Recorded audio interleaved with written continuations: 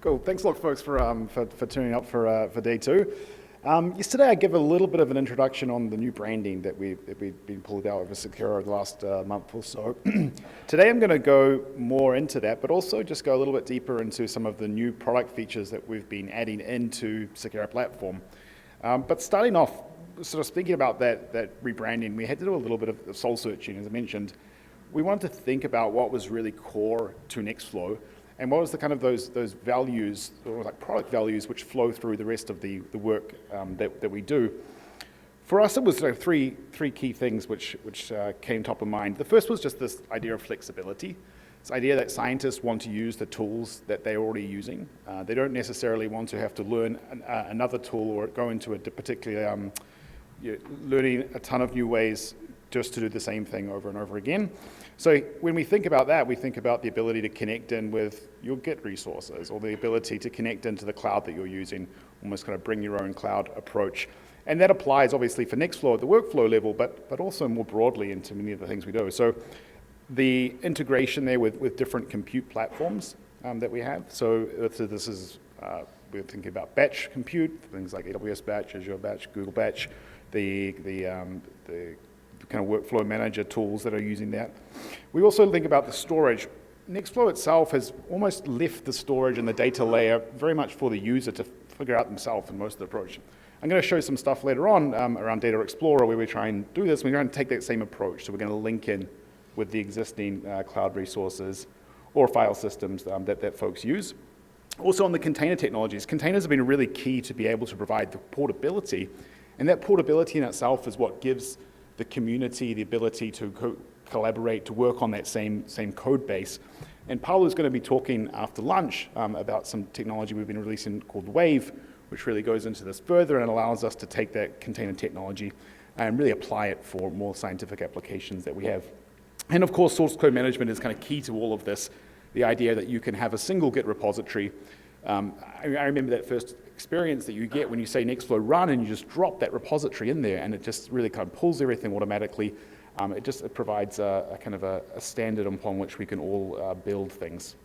Okay, beyond that flexibility, there's also this challenge with scale, and we've seen it the last couple of talks actually, where we're talking about how can you process all of this data at scale. So solving that problem is something we've been very much focused on, and something that I think Nextflow does very well, and then we want to apply that to the other areas that we're going to solve.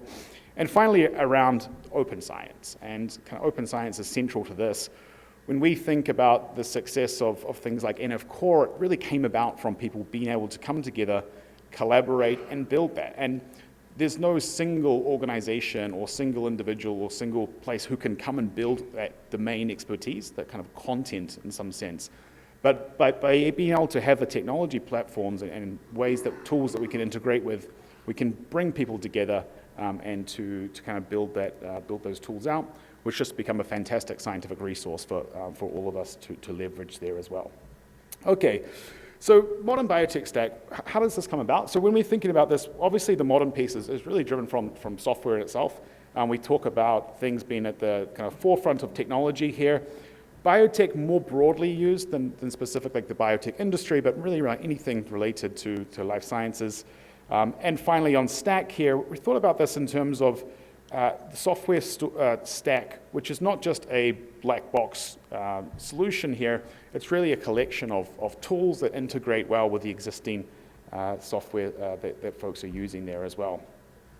When we think about the sort of collection of tools and products we've been building out, obviously Nextflow has been core to that in workflow management, but we also have multi-QC now, which has been brought in thanks to Phil's involvement, and this is obviously something we want to continue to build out when we think about reporting, analytics, and also the aggregation of that, not just on a single execution, but more broadly when you want kind of more database-like functionality.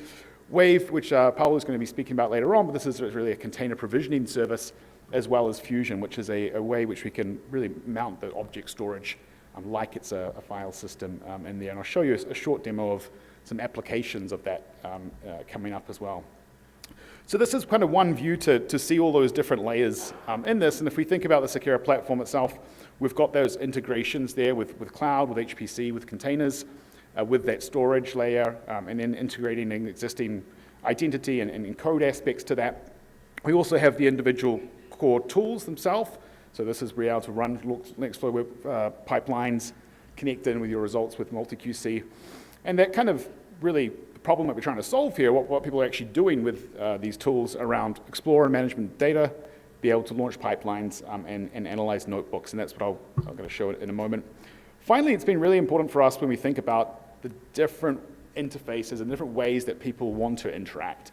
Some people do want point-and-click interfaces, and they want to be able to make their resources available to other folks. So you want to be developing a pipeline, but make it available to the wet lab scientists, or maybe you want to be able to develop it and basically run it through once in the GUI, but then afterwards, once you want to set that up in an automated way, you want to be calling it from API or CLI.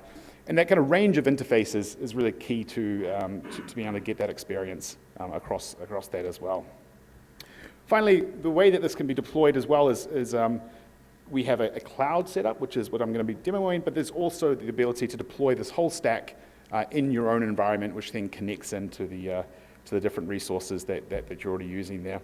We like to describe this as the data analysis lifecycle, whether this is in some situations you're maybe more on the research side, where you're doing a lot of iteration, developing pipelines, developing tools, etc., connecting that in with your data, being able to run those analysis, interact with results, and then kind of the cycle continues. And when we think about where folks sit on that spectrum, we want to try and build something which is applicable to everyone there. Okay, so first off, starting off with pipelines and what we've been doing here. So obviously everyone knows what pipelines are used for. There's been a lot of examples over the last couple of days and so on this. When we look at what pipelines is doing currently in Seqera, we're able to build those, manage them, connect them into your cloud and your HPC, so it runs in a very similar way, essentially launching Nextflow as a service, but where Nextflow runs is in the environment where you typically run this, as well as have a UI for this and be able to see that. When we think about what we've been building more recently, we wanted to link in much more information about those pipelines, so almost like treating the pipeline entity like an object which can be tracked, which can have version control, etc. The costs has been really key. We've seen a couple of talks on that, understanding the costs associated with a particular execution, with a computer environment, as well as being able to work on that kind of scale and optimization. We see significant costs that are associated with running these pipelines at scale, and anything you can really do to optimize that.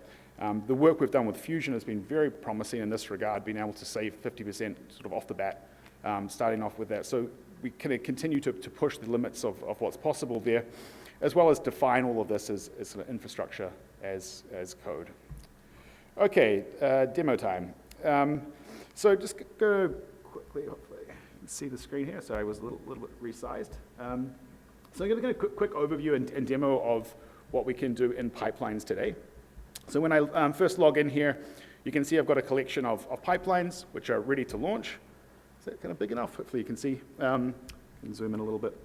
What I'm going to do kind of first is just give a quick overview. So as part of the platform, you've got a list of pipelines. You have the executions themselves, which are runs. You have actions, which are automations, which you can set up here. And we also have Data Explorer and data sets, which I'll show you. The key to this, though, is it's driven from this concept of these computer environments, which you connect in. When you add those computer environments in, that's really making a connection between the platform itself and really where the execution is and where the data resides as well. Okay, we also have credential management here for managing those credentials, as well as secret management and participant management, so you can sort of control the access in that way as well. So I'm just going to do first a quick little demonstration of something which may be relevant for some folks. So I'm just going to go here first to SRA, and this is essentially a place where we can find access data. I'm going to do a search on this, and from that search, it's simply going to find for me a list of samples themselves. And from those samples there, I've got the survey. I'm going to basically select some samples in this case, and then what's that going to generate for me is a very basic file. And that file is just going to contain the actual file IDs themselves. So if I create that summary here, I could just define that and get the succession list in there. This has just created a file like local on my machine for that. But we can now start to integrate that with the datasets functionality that we have. So I'm going to go back now into the platform here. And from inside these datasets, you can see that we can very easily create a dataset. It's just simply that drag and drop here. You can add metadata. I've previously filled this out, so I didn't have to type this in, but you can see here I'm creating a dataset, which is essentially a CSV file or TSV file of those accession IDs, which is kind of all good and well, but what can we do with this? We want to basically take some accessions and start to run a pipeline for that. So what I'm going to do now is go to the pipeline. We're going to use an NF core pipeline here called fetch-NGS, and this is the one that's able to take accession numbers, essentially IDs, and generate for us a sample sheet for it, and pull the files themselves. So when I'm going to launch this pipeline here, you can see there's a user interface for this, and all of the NF core pipelines use that parameters schema that's been mentioned a couple of times to be able to build this. But now inside here, and this is a feature which is just from the last week or so, we can browse data in itself, but we can also have drop-downs. So we could say, let's say that we want to run RNA-seq after this. So it's going to create a sample sheet for us, which is going to match RNA-seq here. So I'm going to browse and find my data set that we had. So in this case here, we could start with the accession sheets that we had. So in this case here, the IDs. That's going to load that now. I could select the RNA-seq pipeline. I could choose where I'm going to download it. And it's essentially going to kick off here. And that's going to go spin up that pipeline up. I've got one I prepared earlier, though, so if I jump into that, that may take a couple of minutes to run. From inside here, I can monitor that pipeline. So you can see under the hood, it's running Nextflow itself. You can see that we're pulling that fetch-NGS pipeline. We have a history of the parameters, the configuration, any data sets that we've used there, as well as the full execution log for running that there. So we also get a kind of summary of the information as it launches through, and we get things like the aggregate statistics, and we can jump into the individual tasks, which I'll show you in a moment. So that's a kind of a brief use case on how we would generate a sample sheet, and we're going to continue this example as we go through the rest of the presentation. Where are we going next, though, with pipelines? So we want to, as I said, be able to track these changes, particularly with regards to the details of those pipelines, making that like much more of an entity that you can share and use. We're also looking to improve the error handling. This is obviously feedback which is very much related to Nextflow itself. It can sometimes be a little bit difficult to understand exactly where the errors are taking place. In the cloud environment as well, when you're kicking a job off, it often takes some time, whether that's 30 seconds, a minute, 2 minutes for it to actually fail. And that's obviously wasted time where you want to be able to do much more validation up front to get those errors to you earlier so folks can basically fix them in this way. We're also looking to be able to obviously collaborate on those pipelines and then really tighter integration with data. And it's that tighter integration with data, which is something we've been really focused on the last year or so in particular, and sort of something I'm very happy to announce today. Well, we released this as part of our public preview in Barcelona about a month ago, and now it's just been released into our latest enterprise release, which is this public preview of Data Explorer. Data Explorer allows you to visualize, search, and then manage data across different cloud environments. So if we give an overview of what it is, it essentially allows you to connect and access those data independent of where they are. So whether this is in different clouds, in different regions, in different accounts. And this is something that we see quite often where you want to have this kind of segregation of particular resources, but you still want a common interface to be accessing it in there. You also want to be able to link that data to pipelines. So when I've launched a pipeline, how can I figure out exactly where the data is, but also from the data, how can I go back to the pipeline? And this sort of starts to touch on some of the provenance things that we have coming up in the roadmap, as well as to be able to just basic browse, upload, download of files. The key is you don't really want your wet lab scientist to have to log into the console just to be able to upload a file into S3. So kind of basic usage around that, as well as these public data set functionality, which is really kind of be able to have some sort of structure around what we call a data set here. So how does it work at the moment? It supports S3, Azure Blob Storage, as well as Google Cloud Storage. It essentially connects in with that. It uses the credentials that are in the workspace and just automatically uploads, or automatically, I should say, gives you access to those buckets based on those credentials, and as well as kind of providing that full access or full control from an admin perspective. So whatever credentials, whatever access the credentials have got, the admin has obviously got full control over how that works.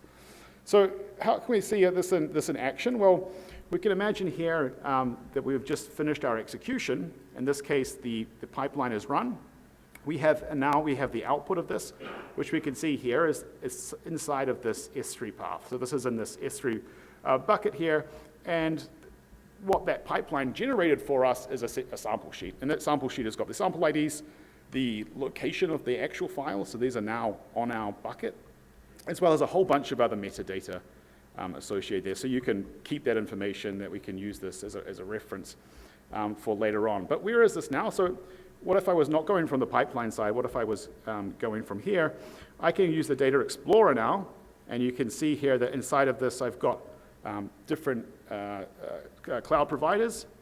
So we go back, and then from there also these are in different regions. So you can see here that we've got one which is in US East 1. You can see that we've got some Azure buckets, we've got some Google buckets as well, and we have the ability to go into here and just go through, browse onto this, as well as kind of jump into the actual underlying data itself. So inside of here, you can see that we got kind of full browsing of the different projects. In case we've got different results, we can dive in and kind of go in that way. We can also do this from the workflow level. So this is particularly useful if you're debugging. If we go back to where we were launching the pipeline, inside of here, I can go not inside of like the whole directory, but I can jump directly to where the results are, or even where the individual task work directory is. So very often when you're running a pipeline here, you kind of have this directory, you want to go check it out, you want to understand basically what's in there. Here you've got the ability to have the Data Explorer inside of that work directory. You can figure out exactly what the exit codes are, read those logs, etc., and jump in there. And this saves a significant amount of time in terms of having to jump to different contexts or use the command line, for example, to figure all of that out. Okay, how else can we use this? So imagine that we now have this CSV file. What about if we want to go launch the RNA-seq pipeline itself there? So I'm going to now go back to the launch pad. I'm going to find the RNA-seq pipeline itself. I can find that there. And here, when I'm launching this now, we can use now a data set which contains all of those samples themselves. So we've got this new functionality which allows us to browse here, either the Data Explorer, or it also allows me to browse, in this case, the data sets that we have. If we have a particular sample sheet that we've got that we generated from that, we can select that to launch that and kick off that pipeline as usual, kind of continue the process there. What about public data sets, though? What about accessing other things? So in here, you can see that we've got these different data sets that I've added in. But if I wanted to go, for example, and look at object storage here, this is the registry of open data on AWS. It's really just a bucket. And what we're seeing more and more is this trend towards really people relying on the bucket as almost like the default storage option. We saw it with examples like Parquet and some of the work that Edmund showed yesterday. This is just becoming the default way of doing things. And for us, that obviously fits very nicely with how we've been building things out. If I was to search here, it's for 1,000. And now I wanted to pull in, for example, this 1,000 genomes reanalysis with Dragon. Here I'm just going to copy the S3 path. And inside of here, I can simply add a cloud bucket. I can choose where the provider is. In this case, it's here. And I can simply say if it's public credentials, how that's going to act there. And now that's available for me in this environment here. So when I see this, I can browse this. So now I'm browsing public data directly inside of this. And I can now use that for the execution of a pipeline. So I can run a pipeline against that. But the real key is that this, for example, was in US West 2. Now, I don't want to go create an environment or run this in my US East 1 environment. But here, with Seqera, we can simply create a compute environment in that region so that we always run the execution where the data is. It's really about moving the workload to where the data is itself. And this kind of functionality provides a little bit more visibility on that and the ability to expand that as well. We can also do the same thing. In this case, we've got some broad references from Google, very kind of similar story. You can link that in as well. Okay, going back to the roadmap for this. So when we think about what we're doing, we want to link more of the input and the output. I kind of showed you some of the new functionality that's happening there. We also want to support different data sources. So really doing a kind of call to object storage is just an API call. How can we expand this and to have that integration with SRA directly so that we don't have to switch context like I did at the very beginning there? How could we pull in things like benchling or base-based data directly into this interface? How can we also add in now support for shared file systems as well? So if people are doing this in HPC with Seqera, you can launch into those environments at the moment, but we want to provide support for file systems in there so you've got that same experience, as well as the data packaging and provenance piece as well. I think we're going to get a talk later on from Ernie as well, who's going to give us a little insight into some of the work that's been going on there with those integrations. So as I said, Data Explorer is now available today. You can try this out on Seqera Cloud, and is also now available in the enterprise release that we just had. Okay, so that was a lot on kind of the Data Explorer side of things, but what about the interaction? What about you want to take the output of that pipeline and start to interrogate it? Maybe you want to generate some figures. Maybe you want to do things in a much more interactive way. And this is what we've launched Data Studios. So Data Studios is launched as a private preview. As part of this, the idea is how you can launch those interactive environments, things like RStudio, Jupyter, VS Code, and thinking about them as they're, by definition, they're IDEs. But really they're kind of interactive scientific environments. And as we think about that, it's becoming such a common way to interact with things. We wanted to come up with a way to apply a Nextflow-like approach to that, which is run it anywhere, define it as a Git repository, and think a lot about the dependencies and how we can make that process simpler. We also want to connect this to pipelines. So whether this is debugging a pipeline, going directly into the work directory, be able to spin up an interactive environment there, as well as develop these kind of tools in a native environment. So when you're developing the pipeline, you're developing the pipeline in the same place where you're going to be running it with the same access to data and production, et cetera. So how does it work? Well, it's a container environment. So it essentially just launches a container wherever you can run Nextflow. We define the dependencies here via Conda or SPAC or Docker files on this, as well as go for this portability. So this idea that you can drop a Git repository in which defines that whole environment. And again, the access control is done through the credentials themselves. Okay. If I give a quick kind of look how this looks through. So this is the interface here for Data Studios. You can add a studio by simply selecting the template. This is essentially a container at the moment. You select the container, but I think the real key thing is now we can start to mount that public data, or the data that I have from the account, inside of the notebook. And this becomes really impressive if we look at, for example, an RStudio example we've launched up here. Here you can see that I can pull in the results of that pipeline that we previously ran. You can see here that we've got a TSV file inside of here. I can simply kind of see that. I can use that information. I can generate a plot from this. And again, this is kind of running in the same place that your Nextflow pipelines would run in there as well. Another example of kind of looking into this is with Jupyter. So here's an example. Just got to connect in here again. Here's an example here where I'm running that same data. So I've pulled that data from that pipeline. And just give it a second. I'll pull that in. I'll jump through to VS Code while that loads there. Yeah. So when we think about not just in the experiment with sort of Jupyter, but what about how developing code? Like what about developing pipelines themselves? So here's an example where I've done a Git clone of the RNA-seq pipeline, and now I can actually run Nextflow in this environment here. What I was mentioning before on the data side, here you can see that we're using, in this case, we're using Fusion to mount the, in this case, 1,000 genomes bucket inside of this environment, so I can develop and work on it directly. And we're going to explain a little bit more on how that works in a moment. Okay. So here's my Jupyter environment here. It's going to load it up. Show why it's going slow here. But as I mentioned before, here's the data, so you can access different object storage. which essentially can be pulled into that, can be drawn into there. If I look onto my notebook, sure, let's try and load that up again.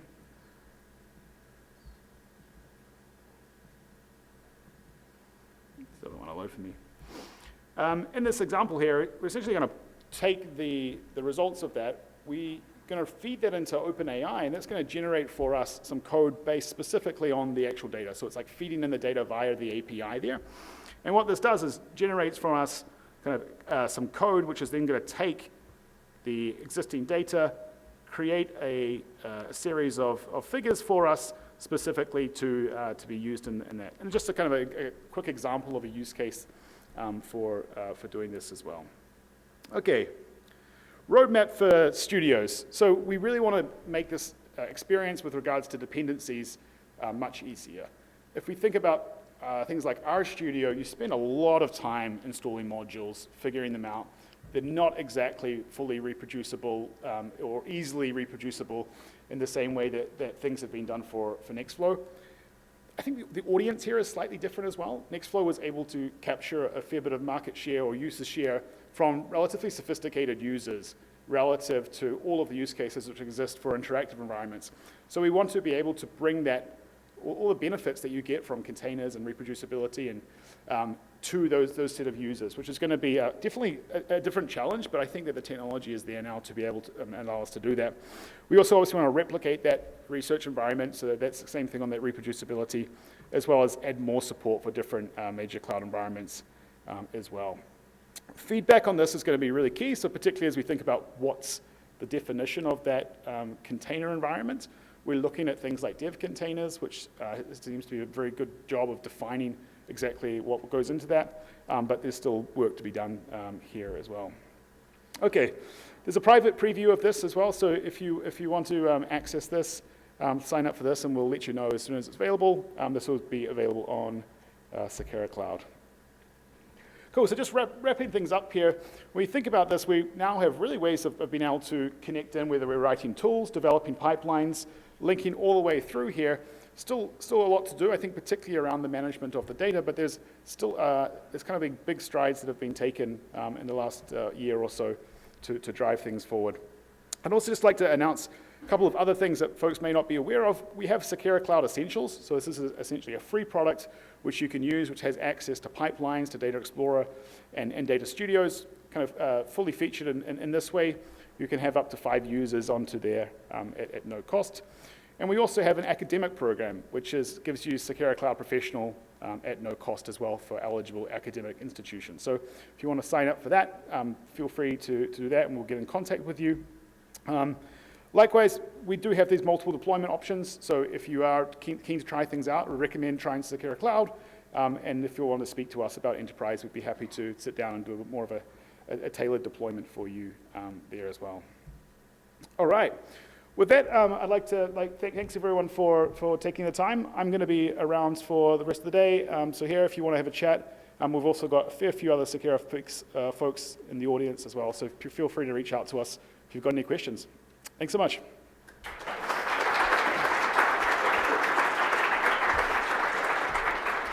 All right, thank you so much for this overview, including demo. That's always an interesting gamble, but it worked out very well, I would say. Okay, so one question: can you put the slide with the QR code back on screen? Yes. Because a lot of people wanted to get a shot of that. Which QR code? This one. Yeah, that's the one. There you go. Popular vote. Okay, we have a number of questions for you of various levels of granularity. I'll try to get that. All right, first, yes. How do you keep track of the version of the data from Data Explorer used in the pipeline? Yeah, good question. At the moment, we have data sets which has got different versioning, so you can create different versions of it. It's still not, it's not like a pure tracker of the actual contents of the file.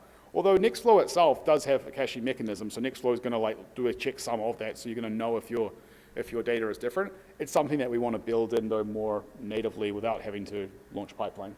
Yeah, and data provenance is generally a big concern and challenge. So yeah, are you building in auth-n, auth-z into Data Explorer integration with RAS, dbGaP, GA4GH passports?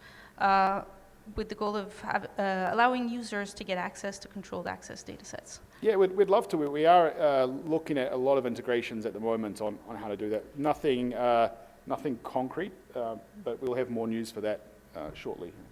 All right. Still to do with Data Explorer, it's a very exciting topic.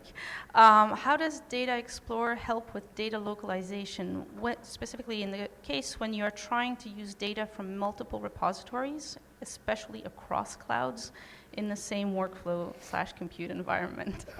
So Nextflow does a lot of heavy lifting here in terms of transfer of files. So it will take data and it will do that staging across for you. In terms of the Data Explorer's current functionality, it's much more visibility. So upload, download, viewing, as opposed to actually doing any sort of heavy lifting moving there. But Nextflow does have that functionality. It's always one of these things that it's kind of user beware though, because obviously the time and the cost of moving data across clouds and across regions, it can be very expensive. So something we want to continue to raise the visibility of that so folks can know what they're doing and can be kind of sensible with that. Yeah, and often this is kind of a question of engineering, setting things up so that some of the analysis can be done on pieces of data separately, and you want to keep that on their own regions and only bring things together in the same place when you absolutely have to. Yeah, and bring your own cloud is really key there as well. Yeah. Moving on to data studios, what costs will be associated with running data studios? Yes, so currently the Data Studios, it just runs as a single container, and it runs that in this case on the AWS batch environment. So it's whatever costs are associated with running your batch environment there. In this case, I think that we're doing 2 CPUs and 8 gigs of memory. So it's very low overhead, probably very similar to the Nextflow head job. And can the user configure that environment, the backing hardware? Yeah, absolutely. So they can choose the container currently, number of CPUs, memory, obviously where the execution takes place, it's where the container is provisioned. Still with Data Studios, if the RStudio sessions are running inside of containers, how do users install more libraries themselves inside RStudio and maintain those custom user-made environments inside the containers? Great question, and that's something that we're looking to do now.